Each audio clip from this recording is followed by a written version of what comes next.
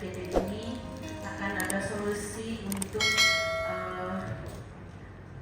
peningkatan pelayanan kesehatan masyarakat sesuai dengan harapan kita semuanya, dan mudah-mudahan dengan adanya FGD ini kita semua mendapatkan solusi-solusi yang lainnya selain terkait dengan pelayanan kepada kesehatan kepada masyarakat baik di puskesmas ataupun di rumah sakit.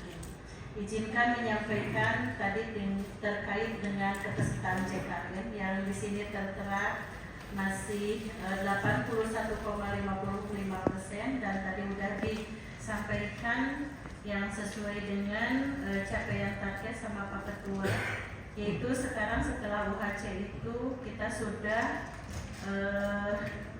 menjadi 98,33%, atau dalam jumlah penduduknya itu 1.962.809 orang.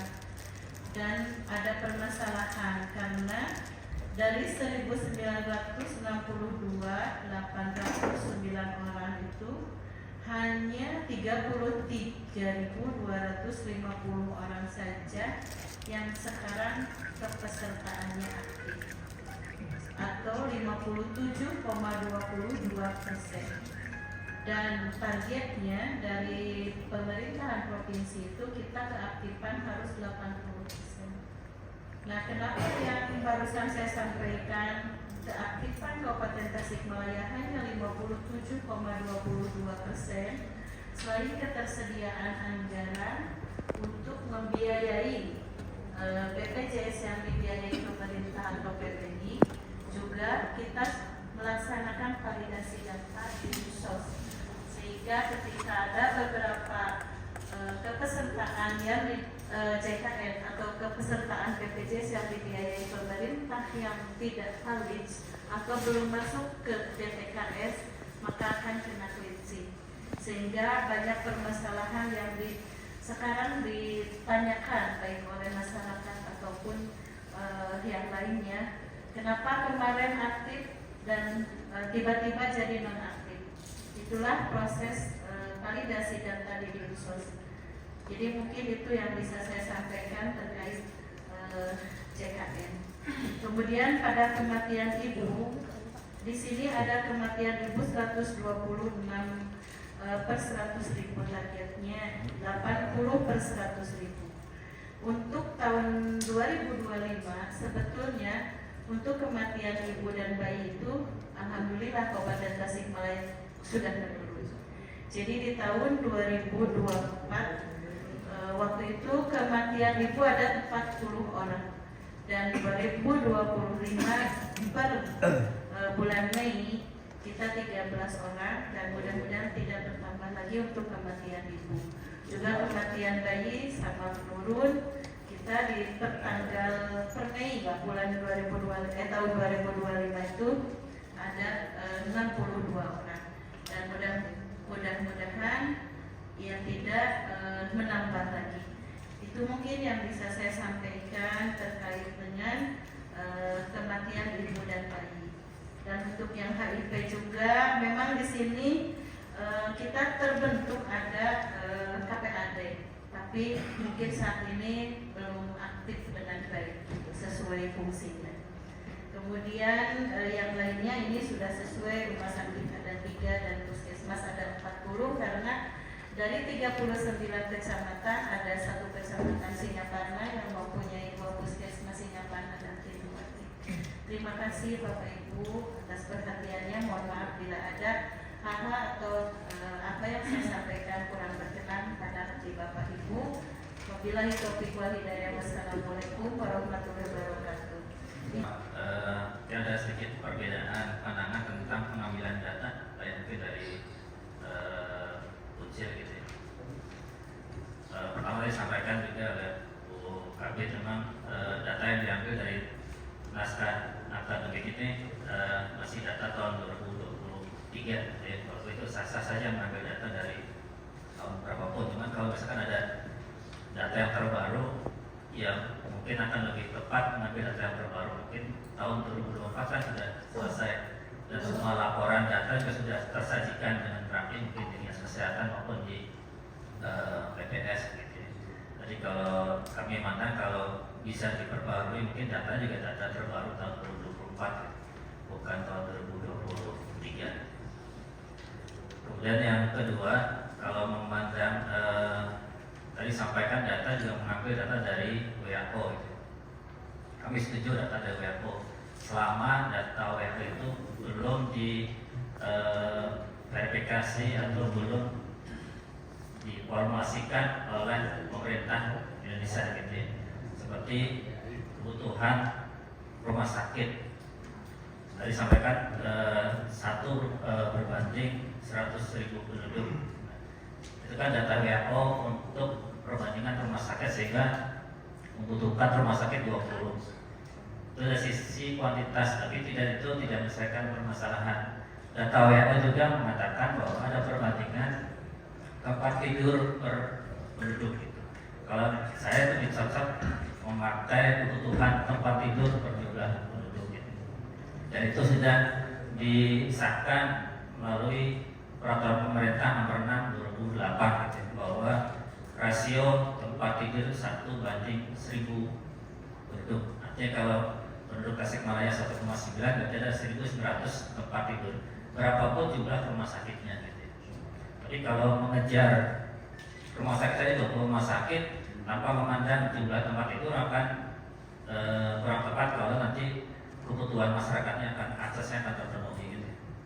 Dan dibayangkan kalau Kota Tasikmalaya membangun 20 rumah sakit sampai tahun berapa selesainya gitu.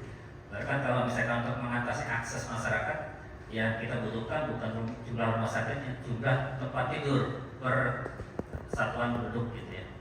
Dan di PP 28, PP 6 nomor 28 sudah dicantumkan bahwa rasio tempat tidur 1:1000, berarti kebutuhannya 1.900. Dengan ditampilkan aksitingnya di Kabupaten Tasikmalaya sekarang sudah punya tempat tidur berapa? Seperti kami di rumah sakit Kehajian ada 240 tempat tidur, di TNT ada berapa tempat tidur, Puskesmas DTP ada berapa tempat tidur, totalnya berapa, itu kekurangan tempat tidur yang dibutuhkan berapa. Dari kekurangan tempat tidur nanti akan dibangun rumah sakitnya di 4 wilayah itu, masing-masing rumah sakit harus menyediakan tempat tidur berapa sehingga kebutuhan tempat tidur per penduduk itu tercapai. Jadi bukan ditonjolkan bukan jumlah rumah sakitnya gitu, tapi tempat tidurnya yang ditampilkan sebagai persoalan kesehatan. Sementara di PPT juga persoalan kesehatan ditampilkan jumlah rumah sakitnya bukan jumlah tempat tidur. Walaupun itu data sama-sama valid, cuma kalau kami memandang untuk akses masyarakat bukan jumlah rumah sakitnya, itu jumlah kebutuhan tempat tidur yang harus terpenuhi. Itu berbeda dengan di fasilitas kesehatan primer atau di KTP itu memang mensyaratkan itu fasilitas puskesmas yang harus tersedia untuk 1:25 ribu penduduk, itu harus ada satu puskesmas.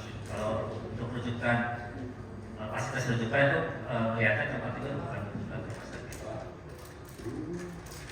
Itu yang pertama. Kemudian untuk sedikit tipe-tipe yang tahun Undang-Undang Kesehatan hasil 1 2024 pada kan 2023 ya. Definisi juga, definisi tenaga medis, tenaga nakes juga itu masih kurang lengkap gitu ya. Dari kalau kita di naskah akademik definisi tenaga medis kan yang dokter gigi, pada kan dokter koma, dokter gigi, dokter spesialis koma, dokter spesialis. Sedangkan di naskah ini yang mencantumkan yang dimaksud tenaga medis adalah tenaga dokter gigi gitu ya, dan sebagainya gitu. Jadi mau nanti di revisi gitu. Kemudian saya menyoroti lagi tentang di naskah akademik karena menjadi persoalan kesehatan di Kabupaten Tasikmalaya adalah tentang angka kesakitan punten. Kalau menurut data BPS bisa nanti dicek di BPS tahun 2019 saja angka kesakitan di Tasik itu sudah 19% sekian persen, di Jawa Barat dan di rendah. Tahun kemarin 2023 di Tasik itu 27% angka kesakitan di Jawa Barat 25, memang lebih tinggi dari kesakitan rata-rata di Jawa Barat. Sedangkan disampaikan di naskah angka kesakitan itu 2,03%, ya. Dan Jawa Barat 1,56%. Itu sangat rendah sekali. Dan di nasionalnya kan angka kesakitan itu 30%, Pak. Jadi kalau di Tasik 2,0 itu sangat-sangat rendah. Jadi mohon nanti apakah nanti kita cek kembali datanya gitu ya. Kalau bisa dicek di BPS sudah mengeluarkan angka morbiditas atau kesakitan dari 2019 dan 2023 sudah ada di BPS ya, menggambarkan permasalahan yang sebenarnya atau real terjadi di lapangan gitu ya. Kemudian dari naskah akademik juga dicantumkan tentang umur harapan hidup ya, UHH gitu ya. Yang dijelaskan untuk menjelaskan UHH itu malah tentang kejadian HIV AIDS gitu ya. Bahkan kita tahu bahwa untuk umur harapan itu ada indikator komposit ya, yang sehingga muncullah angka harapan hidup tersebut ya. Salah satu indikator komposit adalah kematian bayi dan kematian ibu. Mungkin seharusnya ketika menjelaskan UHH itu yang dicantumkan ya tentang kematian bayi itu sesuai dengan indikator komposit yang menunjang umur hidup, bukan tentang kesakitan HIV/AIDS. HIV/AIDS mungkin sangat penting juga untuk kita tanggulangi. Tapi bukan hanya itu yang diprovokasi, namanya sekarang itu program TB MDR gitu ya.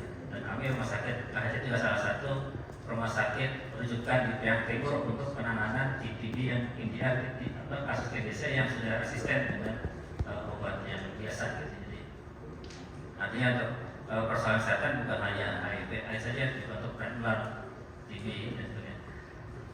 Kemudian selanjutnya yang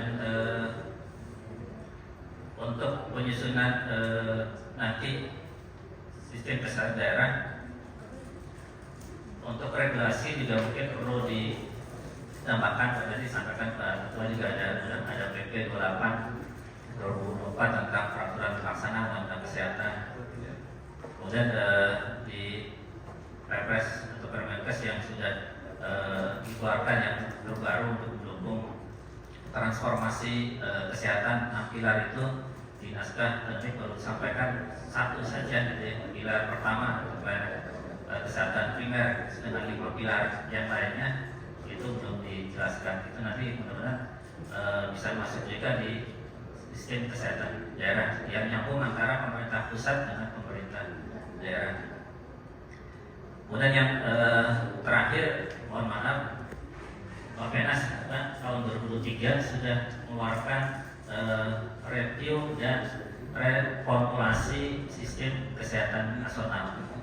Itu dikeluarkan tahun 2023. Artinya SKN yang di tahun 2012 itu sudah direview dan diformulasikan kembali oleh Bapenas tahun 2003. Ini juga mohon sebagai bahan kajian ya, atau telah dalam penyusunan SKD gitu ya. Artinya untuk SKD juga kan harus nyambung sinergitas antara SKN yang sudah direview tahun 2003 dengan SKD yang akan disusun oleh pemerintah Kabupaten Tasikmalaya.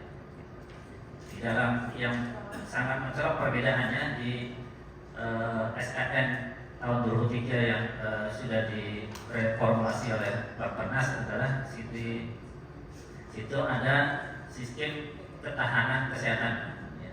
Yang tadi yang disampaikan di SKD yang akan dipendekkan itu belum muncul itu sistem ketahanan kesehatan, karena kita berkaca ketika pandemi COVID kemarin ya, dengan adanya pandemi langsung sistem ketahanan kesehatan kacau balau gitu ya. Sehingga Bapenas sudah mereview dan memformulasikan dimasukkan sistem ketahanan kesehatan itu dimasuk di SKN. Jadi mudah-mudahan nanti di SKN juga muncul untuk ketahanan kesehatannya, sehingga ketika kita terjadi lagi, mudah-mudahan tidak terjadi ada bencana ya, bencana baik itu bencana alam, terutama bencana alam ya, ada pandemi kembali, kita sudah siap gitu, jadi sudah termasuk di sistem kesehatan daerah gitu.